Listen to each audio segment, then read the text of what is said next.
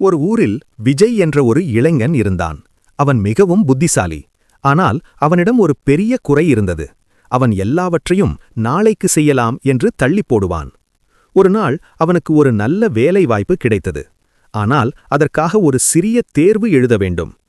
இது சுலபம்தான், நாளைக்கு படிக்கலாம் என்று அவன் நினைத்தான். மறுநாள் வந்தது. மீண்டும் அவன் அதையே சொன்னான், நாளை பார்த்துக் கொள்ளலாம். இப்படி தினமும் தள்ளி போட்டுக்கொண்டே இருந்தான். தேர்வு நாள் வந்தது. அவன் சரியாக தயாராகாமல் தேர்வு எழுத சென்றான். இறுதியில் அவன் அந்த தேர்வில் தோல்வியடைந்தான். அவன் மிகவும் வருந்தினான். அப்போது அவன் நண்பன் சொன்னான், நாளைக்கு என்று சொல்லும் பழக்கம் இன்று உனக்கு இருக்கும் வாய்ப்பை கெடுத்துவிடும். அந்த நாள் முதல் விஜய் மாறினான். எந்த வேலையாக இருந்தாலும் உடனே செய்ய ஆரம்பித்தான். சில மாதங்களில் அவன் மீண்டும் ஒரு வேலைவாய்ப்பு பெற்றான். இந்த முறை தேர்வில் அவன் வெற்றி பெற்றான்.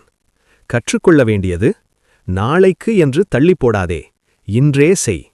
கிடைக்கும் நேரத்தை மதித்தால் நேரம் உன்னை உயர்த்தும்.